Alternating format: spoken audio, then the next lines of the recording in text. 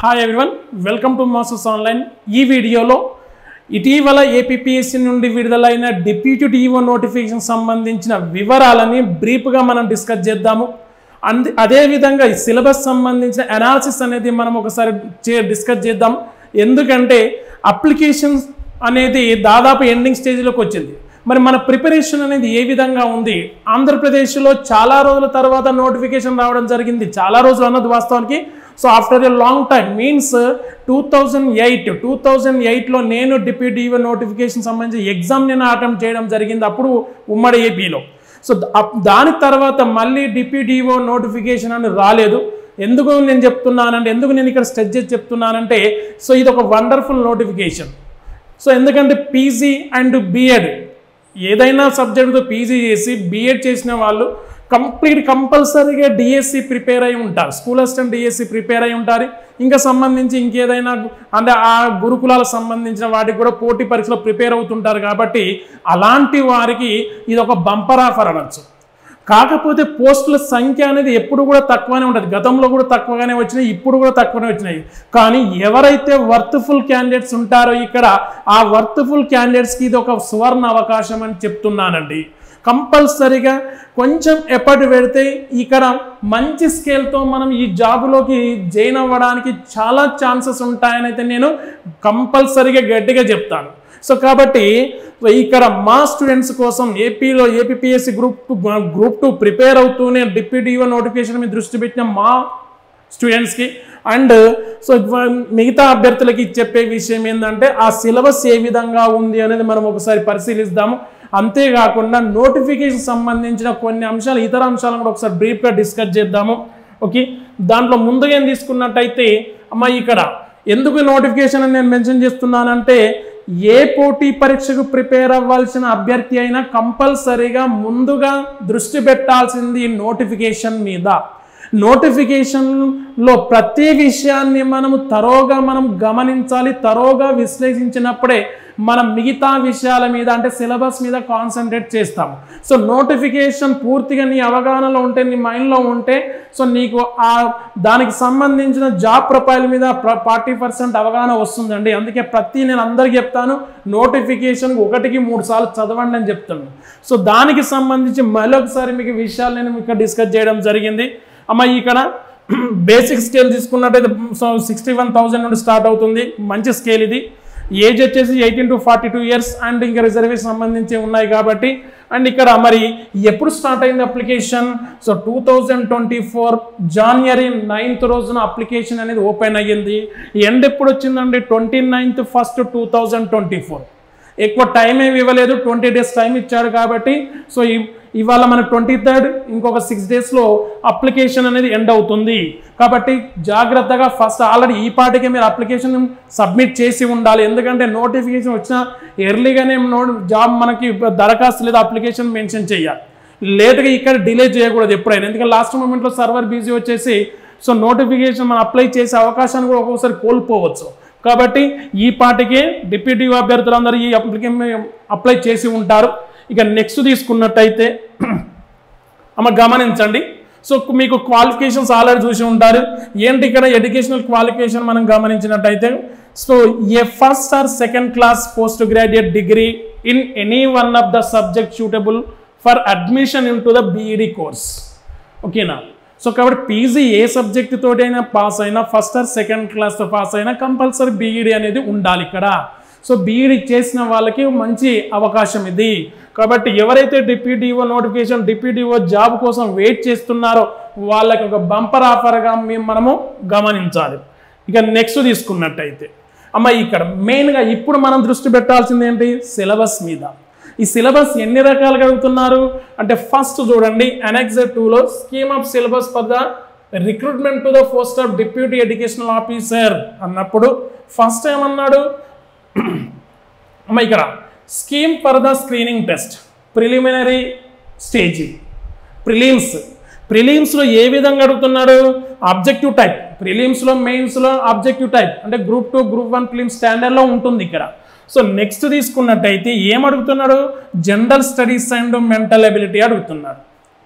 General studies and mental ability APPSC నుండి విడుదలవుతున్న ఏ నోటిఫికేషన్ అయినా general studies and mental ability అనేది కోర్ సబ్జెక్ట్ ఇక్కడ మెయిన్గా తీసుకున్నట్టయితే. So 150 questions 150 minutes.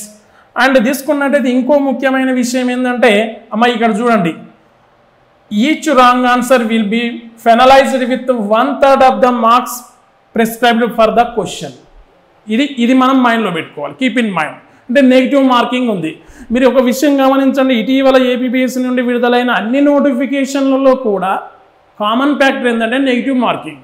సో ఈ నెగిటివ్ మార్కింగ్ అనే ఒక అంశాన్ని మనం ప్రతిసారి మనం గుర్తు చేసుకుంటాలి. ఎందుకంటే చదివేటప్పుడు ఇది మనకి చాలా ఇంపార్టెంట్. ఎందుకంటే అభ్యర్థులు సీరియస్ ఎఫర్ట్ పెట్టడానికి ఇది యూజ్ అవుతుంది. ఓకే, ఎందుకంటే ఆ టాపిక్ పర్ఫెక్ట్గా చదివితేనే మన క్వశ్చన్ చేయడానికి సంబంధిత క్వశ్చన్కి ఆన్సర్ చేయడానికి మనకు అక్కడ చాయిస్ ఉంటుంది. 50-50 చదివామనుకోండి మనం ఆన్సర్ చేయలేము. సో అండ్ ఆధారబాధగా కూడా బబ్లింగ్ చేయడం, క్వశ్చన్ ఆన్సర్ చేయడం వల్ల నెగిటివ్ మార్క్స్ ఉండడం వల్ల క్వశ్చన్స్ మనం రైట్ అయిన ఆన్సర్ కూడా లాస్ అయ్యే అవకాశం ఉంటుంది. కాబట్టి ఎప్పుడైనా 150కి 150 నేను పెడతా అని మాత్రం ఓపు పెట్టుకోవద్దు ఇక్కడ. ఓకేనా, 150కి 150 బబ్లింగ్ చేయలేం మనం, ఆ టైం అలా ఉంటుంది. కాబట్టి ఇక్కడ చదవాల్సిన సబ్జెక్టులను కరెక్ట్గా చూజ్ చేసుకోవాలి, పర్ఫెక్ట్గా మనం ఎఫర్ట్ పెట్టాలి. సో తీసుకున్నట్టయితే ఇప్పుడు మనము స్కీమ్ ఫర్ మెయిన్ ఎగ్జామినేషన్. ప్రిలిమ్స్లో general studies and mental ability అడిగారండి. మెయిన్స్లో ఏ విధంగా అడుగుతున్నారు, సేమ్ మళ్ళీ 3 పేపర్లు అడుగుతున్నాడు ఇక్కడ. Paper 1, paper 2, paper 3. ఇక్కడ ఓకే మన సబ్జెక్టు, మన బిఎడ్ సబ్జెక్ట్ని ఇప్పుడు మనం ఇక్కడ సో ఎన్ని డిఎస్సీలకు ప్రిపేర్ అయ్యి మనం మిక్సీ పెట్టామో అదంతా ఇక్కడ మనం ఎగ్జిబిట్ చేయాలి. సో యాజ్ ఇట్ ఈస్గా ఇంకొక బంపర్ ఆఫర్ ఏంటంటే ప్రిలిమ్స్లో జనరల్ స్టడీస్లో నువ్వు ఏ టాపిక్ చదివావో అదే టాపిక్ మళ్ళీ ఇక్కడ మెయిన్స్లో ఇచ్చాడా. అంటే ప్రిలిమ్స్లో నేను క్వాలిఫై అవుతా అనే ఉద్దేశం మీద చదవద్దు ఎప్పుడైనా. అరే ఇదే పేపర్ మళ్ళీ మెయిన్స్ ఉంటుంది కదా అనే కోణంలో మనం చదివితే మెయిన్స్లో మనకి ఇది ఈజీ అవుతుంది. ఇక మిగతా 2 పేపర్ల మీద కాన్సన్ట్రేట్ చేయొచ్చు. కాబట్టి ఇక్కడ మ్యాక్సిమం పోటీ పరీక్షలో ప్రిపేర్ అవుతున్న అభ్యర్థులు బిఎడ్ క్వాలిఫైడ్ వాళ్ళే ఉంటారు. కాబట్టి ఇక్కడ గ్రూప్ 1, గ్రూప్ 2 రెండింటికి ఆల్మోస్ట్ సేమ్ ఉంటుంది. మన ఇప్పుడు డిప్యూటీవీ కూడా సేమ్. కాబట్టి ఇక్కడ గ్రూప్ 1, గ్రూప్ 2 రాసే వాళ్ళు కూడా ఇక్కడ కాంపిటీషన్లో ఉంటారని చెప్తున్నా నేను. కానీ ఇక్కడ ఈ 2 పేపర్ల మీద ఎవరికైతే అవగాహన ఉంటుందో వాళ్ళు ఇక్కడ అంతిమ విజేతలు. ఓకేనా, కాబట్టి డిఎస్సి ప్రిపేర్ అయ్యి త్రుటిలో జాబ్ మిస్ అయిన వాళ్ళు ఇప్పుడు ఏమాత్రం అధైర్యపడద్దు, అంతకంటే మంచి జాబ్ మనకు వస్తుంది. ఓకేనా, సో డిఎస్సి అని జనరల్గా చెప్తాను, డిఎస్సి అనేది బిర్యానీ లాంటిది. కానీ ఇక్కడ మన డిప్యూటీవీ జాబ్ అనేది మంచి మటన్ బిర్యానీ లాంటిది. సో కాబట్టి మామూలు బిర్యానీ కావాలా, మటన్ బిర్యానీ కావాలని బిర్యానీ వదిలేసుకున్నాం, ఇప్పుడు మటన్ బిర్యానీ తీసుకుంటున్నాం. అంటే సో ఆ విధమైన ఎఫర్ట్ పెట్టాలని చెప్తున్నా నేను. ఓకే, దెన్ అమ్మ ఇప్పుడు సిలబస్ మెయిన్ మన ఇప్పుడు జనరల్ స్టడీస్ సిలబస్ ఏ విధంగా ఉంటుంది ఒకసారి మనం గమనించినట్టయితే అమ్మసి general studies and mental ability 150 marks. Okay, 1/3 కంపల్సరీగా మనం ఈ నెగిటివ్ మార్కింగ్ మనం దృష్టిలో పెట్టుకోవాలి. ఓకే, ఈ జనరల్ స్టడీస్ ఈ విధంగా నోట్ మేకింగ్ సిలబస్ అనేది వీలైనంత మాత్రకి మనకు ఆ స్క్రీన్ షాట్ తీసి పెట్టుకోవాలి, లేదా మాన్యువల్గా అయితే రాసి పెట్టుకోవాలి, ప్రాబ్లం ఏమీ లేదు. ఎందుకంటే సో మనకు గుర్తుంటుంది ఎన్ని టాపిక్స్ అడుగుతున్నాడు ఇక్కడ. సాధారణంగా తీసుకున్నట్టయితే అమ్మ 10 టాపిక్స్ అంటే 10 సబ్జెక్ట్స్ ఉన్నాయి ఇక్కడ. 10-15 జా అంటే ప్రతి సబ్జెక్ట్ నుండి 15 మార్కులు కంపల్సరీ. 15 క్వశ్చన్స్ అమ్మ గమనించండి, ఇక్కడ ప్యారలల్గా ఈక్వల్గా డివైడ్ ఉంటుందండి. సో కాబట్టి ఇక్కడ మరి చూడడానికి నెంబర్ మాత్రం 10 ఉన్నాయి. ఇంటర్నల్గా అబ్జర్వ్ చేస్తే మనకి సబ్జెక్టులు ఒక సబ్ టాప్స్గా డివైడ్ అవుతున్నాయి. సో గమనించండి, ఇక్కడ కరెంట్ అఫైర్స్ మనం గమనించినట్టయితే current affairs international, national and state, AP లెవెల్లో, ఇండియా లెవెల్లో అండ్ నెక్స్ట్ తీసుకున్నట్టయితే ఇంటర్నేషనల్. మెయిన్గా ఇక్కడ మనం దృష్టి పెట్టాల్సినవి ప్యారలల్గా 5 ఇలా 15 క్వశ్చన్స్ ఇక్కడ నుండి 3 టాపిక్స్ నుండి రావడానికి అవకాశం ఉంటుంది. కాబట్టి మీరు కంపల్సరీ అభ్యర్థులు ఇక్కడ పోటీ పరీక్షలో ప్రిపరేషన్లో ఉంటారు కాబట్టి కరెంట్ అఫైర్స్ మీద మంచి కమాండింగ్ ఉండాలి. 6 months 2023 ఓకే, అంటే మనకి ఎగ్జామ్ ఎప్పుడైతే జరుగుతుందో దానికి ఒక 1 month బిఫోర్ నుండి ఒక 6 months ప్రిపరేషన్లో అయితే ఉండాలి. 1 year బెటర్ ఇంకా. ఓకే, 2008లో అయితే అప్పుడు మేము ఎగ్జామ్ రాసినప్పుడు 1 year. ఓకే, 2007 కరెంట్ అఫైర్స్ కూడా అడగడం జరిగింది అక్కడ. ఓకే, అప్పుడు మా ఫ్రెండ్ ఓకే నాకు 3Dలో మిస్ అయింది, కానీ మా ఫ్రెండ్ ఏంటంటే జనరల్గా సో అప్పటికి ఓయూలో DSC school assistant DSC prepare అయ్యి 3Dలో మిస్ అయిన స్కూల్ అసిస్టెంట్ ఈ జాబ్ కొట్టాడు, లిమిటెడ్ పోస్ట్ జోన్ 6లో. ఓకే, కాబట్టి కొంచెం మీరు దీని మీద సీరియస్ ఎఫర్ట్ పెట్టండి. ఇక నెక్స్ట్ తీసుకున్నట్టయితే జనరల్ సైన్స్, ఇది ఈ కరెంట్ అఫైర్స్ తెలుసు కదండి. కరెంట్ అఫైర్స్ మనం కంప్లీట్గా మీరు కరెంట్ అఫైర్స్ చదవడం వల్ల జాగ్రఫీ కవర్ అవుతుంది, ఎకానమీ కవర్ అవుతుంది, సైన్స్ అండ్ టెక్నాలజీ కవర్ అవుతుంది, స్కీమ్స్ కవర్ అవుతాయి, ఇన్ని రకాలుగా మనకి బెనిఫిట్ ఉంటుంది ఇక్కడ. కాబట్టి మాస్టర్స్ ఆన్లైన్ మీకు కరెంట్ అఫైర్స్ కూడా మీకు అందిస్తుంది. కాబట్టి ఆ వీడియోలు మీరు చూడండి, ఛానల్ సబ్స్క్రైబ్ చేసుకునే వీడియోస్ మీకు వస్తుంటాయండి. ఇక నెక్స్ట్ తీసుకున్నట్టయితే జనరల్ సైన్స్ ఓకే లైవ్ మనకి ఏంటంటే contemporary developments in science and technology. General science అంటూనే దేని మీద దృష్టి పెడుతున్నారంటే సైన్స్ అండ్ టెక్నాలజీ మీద దృష్టి పెడుతున్నారు. సైన్స్ అండ్ టెక్నాలజీ, సో అది సైన్స్ అండ్ టెక్నాలజీ రోదస్ స్పేస్ కావచ్చు, ఐటీ కావచ్చు, ఓకే డిఫెన్స్ కావచ్చు, ఇలా ఈ విధంగా ఉన్న టెక్నాలజీని ఇప్పుడు ఫర్ ఎగ్జాంపుల్ చంద్రయాన్ 3 గురించి అడుగుతాడు, ఆదిత్య L1 గురించి అడగచ్చు. ఓకే, ఇలా మనకి ఇండియా ఇప్పుడు స్పేస్ రంగంలో కానీ డిఫెన్స్ రంగంలో కానీ ఇప్పుడు రాఫెల్ యుద్ధ విమానాలు ఉన్నవి, అండ్ సబ్మెర్సిన్ మనమే మేక్ ఇన్ ఇండియాలో భాగంగా తయారు చేస్తున్నాము. సో ఈ విధంగా మనం ఇండియా అనేది ట్రెమెండస్ డెవలప్మెంట్ అనేది ఇక్కడ జరుగుతుంది. కాబట్టి సైన్స్ అండ్ టెక్నాలజీలో ఇక్కడ మనం జాగ్రత్తగా ఉండాలి. ఓకే, సో ఆ విధంగా ఇది మోస్ట్ ఇంపార్టెంట్ కరెంట్, ఇది కూడా పరోక్షంగా కరెంట్ అఫైర్స్. ఓకేనా. So general science and its applications జనరల్గా తీసుకున్నట్టయితే, సో అప్లికేషన్ అంటే ఇక్కడ general science physics, chemistry, biology నుండి తీసుకున్నట్టయితే కొన్ని బేసిక్స్ టాపిక్స్ అయితే అడగడానికి అవకాశం ఉంటుంది. ఓకే, సో నాది బయాలజీ బ్యాక్గ్రౌండ్ కాబట్టి చెప్తాను. బయాలజీలో మెయిన్గా న్యూట్రిషన్ మీద అడుగుతాడు క్వశ్చన్స్, డిసీజెస్ మీద అడుగుతాడు. అండ్ ఈ బయాలజీ అంటే ఏదైతే మనకి ఇప్పుడు కోవిడ్కి సంబంధించి ఉందో మనకి అంటే మీన్స్ డెవలప్మెంట్ ఏదైతే ఉందో దాని మీద అంటే బయోటెక్నాలజీ, బయోకెమిస్ట్రీ వీటి మీద అడగడానికి అవకాశం ఉంటుంది. సో కాబట్టి జనరల్ సైన్స్ అనేది చాలా ఇంపార్టెంట్. ఓకే, 10th లెవెల్లో ఉన్న జనరల్ సైన్స్ చదవాలి. ఓకే, సైన్స్ అండ్ టెక్నాలజీ మాత్రం మనం మ్యాగజైన్స్ కానీ పేపర్స్ కానీ అప్డేట్లో ఉండాలి, నోట్స్ మేకింగ్ చేసుకోవాలండి షూర్. నెక్స్ట్ ఇది చూడండి, హిస్టరీ ఏ విధంగా అడిగారు చూడండి. History of India emphasis will be on broad general understanding of the subject on its social, economic, culture and political aspects with a focus on AP and Indian national movement. అర్థం చేసుకోండి జాగ్రత్తగా. So ఇక్కడ అన్ని ఏమన్నాడు, ఆంధ్రప్రదేశ్ యొక్క సాంస్కృతిక, ఆర్థిక, సామాజిక చరిత్ర.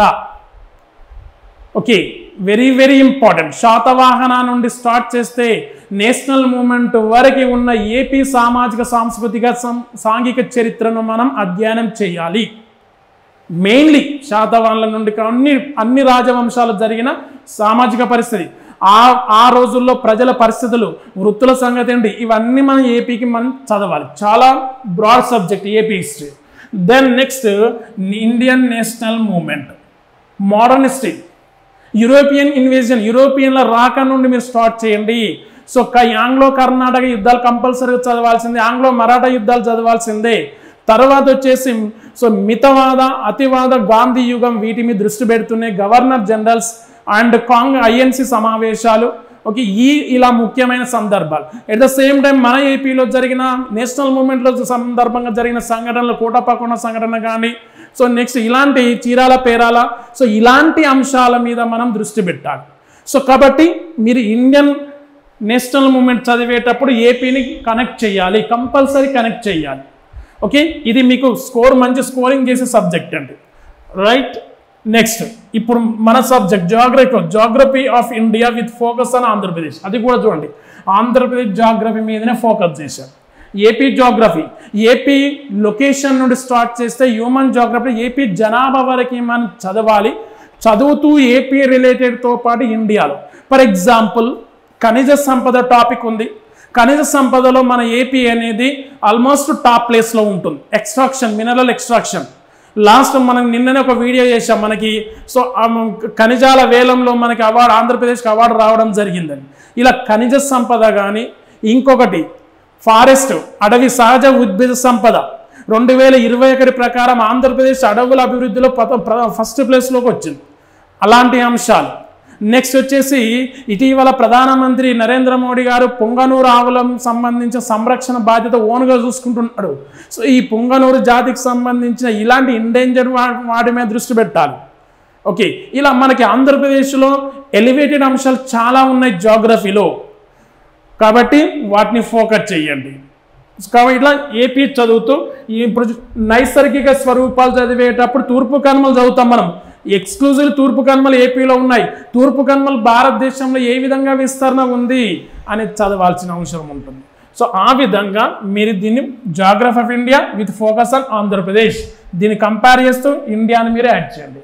Then Indian polity and governance, constitutional issues, public policies, reforms and e governance initiatives. Okay, so ఇక్కడ ఇండియన్ పాలిటీ అండ్ గవర్నెన్స్ అంటే కేంద్ర ప్రభుత్వం కావచ్చు, రాష్ట్ర ప్రభుత్వాలు కావచ్చు, ఇలాంటి అంశాల మీద, స్థానిక సంస్థలు ఇలాంటి వాటి మీద మీరు దృష్టి పెట్టండి. ఈ గవర్నెన్స్ ఇనిషియేటివ్స్ ఎస్పెషల్లీ దీని మీద దృష్టి పెట్టండి. సో అంటే ఒక రకం కరెంట్ పాలిటిక్స్ పాలసీ మనకి ఇండియన్ పాలిటిక్స్ చూడాల్సి ఉంటుంది. ఓకే అమ్మ, ఇది కంపల్సరీ చూడాలి. ఇండియన్ కాన్స్టిట్యూషన్ ఫార్మేషన్ అవన్నీ నాకు తెలిసి అడగకపోవచ్చు. ఇక్కడ మెన్షన్ చేయ ఇండియన్ పాలిటీ అండ్ గవర్నెన్స్ అన్నాడు కాబట్టి ప్రభుత్వ విధానాల మీద మనం దృష్టి పెట్టాలి. కేంద్ర ప్రభుత్వం పార్లమెంట్ చేస్తున్న చట్టాల మీద దృష్టి పెట్టాలి కంపల్సరిగా. ఓకే, ఆ విధంగా మీరు దీన్ని అధ్యయనం చేయండి.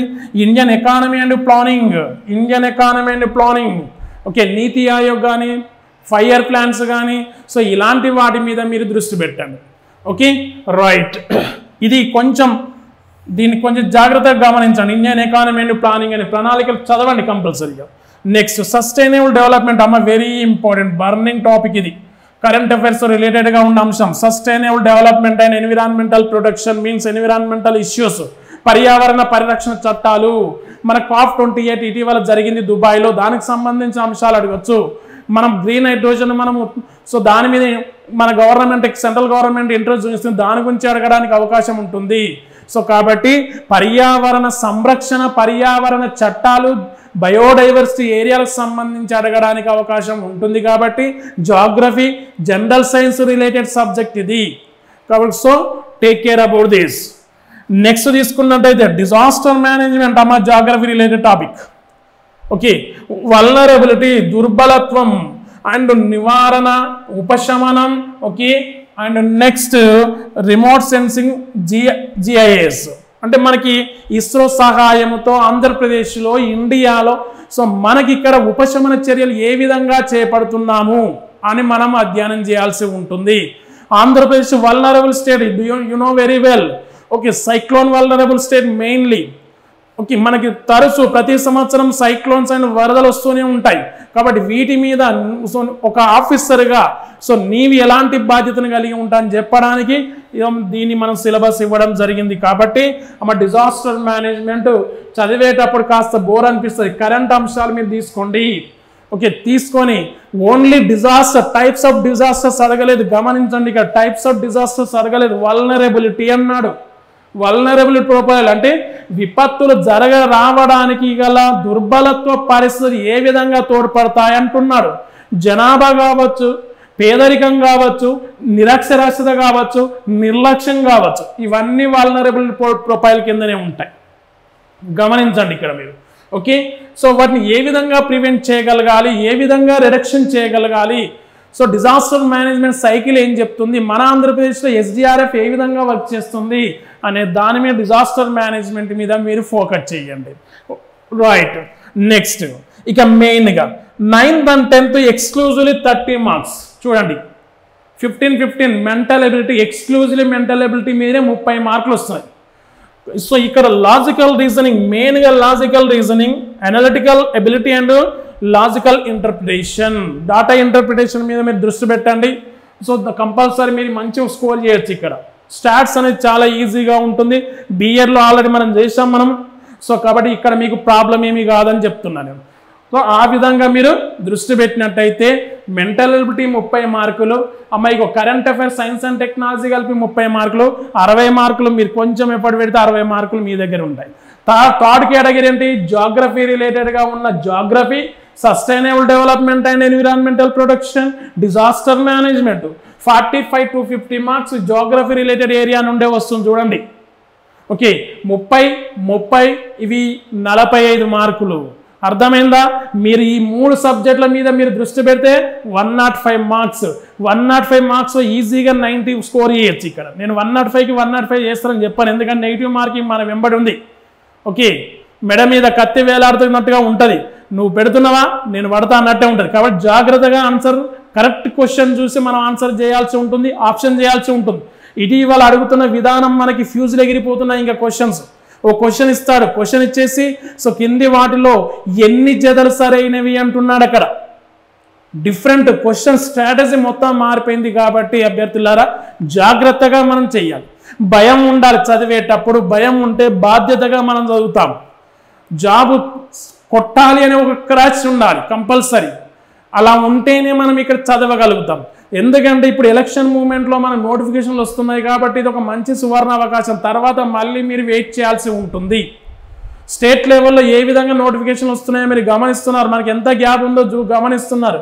కాబట్టి గ్రూప్ 1, గ్రూప్ 2 ఇలాంటి డిప్యూటీగా నోటిఫికేషన్ ప్రిపేర్ అయ్యే అభ్యర్థులు సో మీరు 100కు 200% ఎఫర్ట్ పెడితేనే ఇక్కడ జాబ్ కొట్టగలుగుతారు, గమనించండి. రైట్, ఇక నెక్స్ట్ తీసుకున్నట్టయితే మనం ఇది ఈ ప్రిలిమినరీ సిలబస్ సంబంధించిన అంశాలు.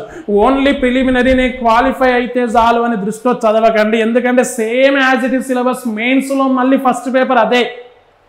కాబట్టి దీన్ని కొంచెం భయంతో చదవండి మంచిగా. అంటే మినిమం అండర్ అబౌవ్ స్కోర్ చేసే విధంగా మీరు టార్గెట్ పెట్టుకోవాలి. మీరు 150కి 150 కొట్టాలని నేను అనను, ఎందుకంటే చెప్పాను ఇప్పుడే నెగిటివ్ మార్కింగ్ ఉంటుందని. సో కాబట్టి మంచి స్కోరింగ్ అయితే చేసినట్టయితే మనం ప్రిలిమ్స్లో క్వాలిఫై అవుతాం. ఇక్కడ చదివిన ఎక్స్పీరియన్స్ సబ్జెక్ట్ అనేది మనకు మెయిన్స్లో యూజ్ అవుతుంది అని నేను చెప్తున్నాను. అర్థమవుతుంది కదా? జాగ్రత్తగా వినండి అమ్మా. నెక్స్ట్ మెయిన్స్ ఏం చెప్తుందండి? మరి మెయిన్స్ సిలబస్లో ఏం చెప్తుంది? ఇక్కడ సేమ్ పేపర్ 1 150 మార్క్స్. చూడండి ఎంత మంచిగా నీట్గా మనకు నోటిఫికేషన్లో మెన్షన్ చేయడం జరిగిందో. ఇక మరే మాత్రం మళ్ళీ మెయిన్స్లో జనరల్ స్టడీస్ ఏంటి అని చూడొద్దు మనం. ఓకే, పర్ఫెక్ట్గా మీరు చదవండి. కరెంట్ అఫైర్స్ మనం మంచిగా చదివితే మనకి ఈజీగా మిగతా సబ్జెక్టుల మీద మంచి కాన్ఫిడెన్స్ లెవెల్ పెరుగుతుంది. ఓకే, ఇప్పుడు మనది ఏంటి? మన సబ్జెక్ట్ బిఎడ్ డిగ్రీ స్టాండర్డ్లో, బిఎడ్ స్టాండర్డ్లో అడుగుతున్న సిలబస్ ఇది. ఎంఎడ్ వాళ్ళు కూడా రాస్తుంటారు. సో ఇక్కడ మేధావులు అందరు మేధావులే కాబట్టి ఇక్కడ జాగ్రత్తగా ఉండాలి. సో ఏమడుగుతున్నాడు? Foundation of education, philosophical education తీసుకొని అడుగుతున్నాడు. Nature and scope of philosophical and sociological foundations of education. బిఎడ్లో జైన్ కాగానే మనకు ఫిలాసఫీ బుక్ అనేది ఇస్తారు. ఆ బుక్లో ఉన్న టాపిక్ ఇవే బ్రహ్మాండంగా ఉంటాయండి అసలు. Idealism, naturalism. ఓకే, సో చదువుతూ ఉంటే మంచి ఇన్వాల్వ్మెంట్ ఉంటుంది. ఆ ఇన్వాల్వ్మెంట్ అప్పుడు యూజ్ కాలేదు కానీ ఇక్కడ యూజ్ అవుద్ది మీకు. ఓకే, సో కాబట్టి దీన్ని మళ్ళొకసారి బిఎడ్ డే రోజులు గుర్తు చేసుకొని దీన్ని మంచిగా ప్రిపేర్ అవ్వండి, మంచి స్కోర్ చేయొచ్చు ఇక్కడ. Okay, psychology next educational psychology. DSC school అసిస్టెంట్కు మీరు చదివారు. ఓకే, కాబట్టి ఆ సైకాలజీ మనకి ఇక్కడ యూజ్ అవుతుంది. సో దీని మీద మనం కంపల్సరీ దృష్టి పెట్టాలి. ఎన్ని రకాలు అడుగుతున్నా? Relationship between education psychology, nature, scope of educational psychology, methods of educational psychology, very important methods of education psychology. Next very ఇక్కడ వైటల్ సబ్జెక్ట్ ఏంటి? Growth and development. ఓకే, అభివృద్ధి పెరుగుదల చాలా ఇంపార్టెంట్ కాబట్టి సో ఈ టాపిక్ మీరు చూడండి. సో వెరీ ఇంపార్టెంట్, సైన్స్ రిలేటెడ్గా ఉన్న అంశాలు ఇవన్నీ, బయాలజీ రిలేటెడ్గా ఉన్న అంశాలు కాబట్టి ఈజీగా మనం చేయొచ్చండి. రైట్, నెక్స్ట్ లర్నింగ్, అభ్యసనం ఏ విధంగా ఉంటుంది? ప్రవర్తన, behaviour, cognitive and social and relevance to classroom teaching, learning, motivation, various methods of motivation. Then individual difference and its assessment, వ్యక్తిగత ప్రజ్ఞకు సంబంధించిన అంశాలు అడుగుతుంటాడు ఇక్కడ. Meaning of signification of the study of individual differences, ఈ విధంగా methods ఇక్కడ projective and non projective methods very important. నాకైతే సైకాలజీ చాలా ఇంట్రెస్ట్ అండి. స్టాటిస్టిక్స్ అడుగుతున్నారు చూడండి, మనకి ఏదైతే డేటా ఇంటర్ప్రిటేషన్లో ఉందో మళ్ళీ సైకాలజీలో మనం కొంతవరకు ఇక్కడ సబ్జెక్ట్ మనం చేస్తూ ఉంటాం. కాబట్టి క్యూములేటివ్ ఇక్కడ క్లాస్ రూమ్లో మనము పిల్లల్ని ఏ విధంగా అసెస్ చేస్తామనేది ఆ క్యూములేటివ్ సంబంధించి స్టాటిస్టిక్స్ ఇది. Then trends in education. Okay, trends చాలా ఇది వైటల్ సబ్జెక్ట్, చాలా మెయిన్ సబ్జెక్ట్ ఇది. ఓకేనా. సో ఇక్కడ మనకు వచ్చేది ఎందుకంటే యూనివర్సలైజేషన్ ఆఫ్ ఎడ్యుకేషన్. సో ఇట్లా మనకు స్వాతంత్రం రాకపూర్వం నుండి ఇప్పటి వరకు విద్యలో వస్తున్న ధోరణులు, విద్యా ధోరణులు అని అంటాం. ఎడ్యుకేషన్లో వచ్చిన చేంజెస్, అప్పటి కమిషన్లు, ఇప్పుడు కమిషన్లు, రీసెంట్గా కేంద్ర ప్రభుత్వం తీసుకొచ్చిన నూతన జాతీయ విద్యా విధానం, మన ఆంధ్రప్రదేశ్ ప్రభుత్వం విద్యా వ్యవస్థ మీద ఏ విధంగా ఇక్కడ దృష్టి పెట్టింది అనే దాని గురించి మనము ఇక్కడ అధ్యయనం చేస్తే ఇది కూడా కాస్త స్టాటిక్ అండ్ కరెంట్ అఫైర్స్ రిలేటెడ్గానే కనిపిస్తుంది. కాబట్టి దీన్ని మీరు అధ్యయనం చేయాల్సి ఉంటుంది. ఓకే, పేపర్ 3 ఏంటి? Education. So second paper degree standard, BEd standard, ఇది current trends and challenges in education. ఇప్పుడు చెప్పాను కదా, అదే మళ్ళీ ట్రెండ్స్ ఇన్ ఎడ్యుకేషన్ కంటిన్యూషన్. ఇది అది సీక్వెల్ 1, ఇది సీక్వెల్ 2 అండి. Innovation in education. Okay, education విద్యలో వస్తున్న నవకల్పనలు ఏంటి? So measurement and evaluation. Inclusive education very important. Sammilito Vidya, inclusive education. So ఇది information and communication technology in field of education. విద్యలో వస్తున్న సాంకేతిక టెక్నాలజీ ఏంటి? ఓకే, మనం ఇప్పుడు సాధారణంగా ఏంటంటే డిజిటల్ బోర్డు ద్వారా విద్యా బోధన జరుగుతూ ఉంది. సో ఈ విధంగా మనకి పిఎం శ్రీ స్కూల్స్ వచ్చినాయి. సో ఇలా మనకు అనేక రకాల స్కీమ్స్ సంబంధించిన అంశాలను మనం అధ్యయనం చేస్తే ఇక్కడ మనం ఈజీగా మనం గెట్ ఆన్ అవ్వగలుగుతాం. కాబట్టి ఇది డిప్యూటీ డిఓ నోటిఫికేషన్లకు సంబంధించిన syllabus analysis, general studies syllabus మీద నేను ఎక్కువ విశ్లేషణ చేశాను. సో వీటికి సంబంధించి మెయిన్స్లో మళ్ళీ వీటికి సంబంధించి మనం చూద్దాం. కానీ కాకపోతే జిఎస్లో ఫస్ట్ పేపర్ ఏదైతే ఉందో మెయిన్స్లో ఫస్ట్ పేపర్ అదే. కాబట్టి నేను ఆ విధంగా మీకు ఈ సమాచారాన్ని అందిస్తున్నాను. కాబట్టి ఇక్కడ మాకు కాల్స్ వచ్చిన ప్రకారం లేదా మమ్మల్ని సంప్రదించిన అభ్యర్థులు ఎవరైతే ఉన్నారో వాళ్ళకి చెప్తున్న విషయం ఏంటంటే, జనరల్గా అంటే డిప్యూటీ డిఓ నోటిఫికేషన్ ప్రిపేర్ అవుతున్న అందరు అభ్యర్థులకు చెప్తున్న విషయం ఏంటంటే సిలబస్ వెరీ లెంత్, చాలా ఎక్కువగా ఉంది. కాబట్టి సిలబస్ మీరు నోటిఫికేషన్ మీద మంచి దృష్టి పెడుతూ మంచి మెటీరియల్ కలెక్ట్ చేయండి. వీటికి సంబంధించిన క్లాసెస్ మేము మాస్టర్స్ ఆన్లైన్లో అందుబాటులో ఉన్నాయి. మెంటల్ ఎబిలిటీ క్లాసెస్ ఉన్నవి, and Geography classes, Geography and disaster management classes ఉన్నాయి, కరెంట్ అఫైర్స్ క్లాసెస్ ఉన్నవి, టెస్ట్ సిరీస్, జిఎస్ సంబంధించిన టెస్ట్ సిరీస్ మేము అందుబాటులో తీసుకురావడం జరిగింది. కాబట్టి మీకు మ్యాక్సిమం మేము డిప్యూటీ డిఓ నోటిఫికేషన్ ప్రిపేర్ అవుతున్న అభ్యర్థులకి మాస్టర్స్ ఆన్లైన్ సపోర్ట్గా ఉంటుంది. కాబట్టి మిగతా ఏం డౌట్స్ ఉన్నా సో ఇక్కడ డిస్క్రిప్షన్లో మొబైల్ నెంబర్ అంటే కాంటాక్ట్ నెంబర్ ఉంది, ఆ కాంటాక్ట్ నెంబర్కి అప్రోచ్ అవ్వండి, మెసేజ్ చేయండి. సో డౌట్స్ క్లారిఫై చేయండి అమ్మా. ఓకే, మరొక అంశంతో నెక్స్ట్ వీడియోలో కలుద్దాం. Thank you very much.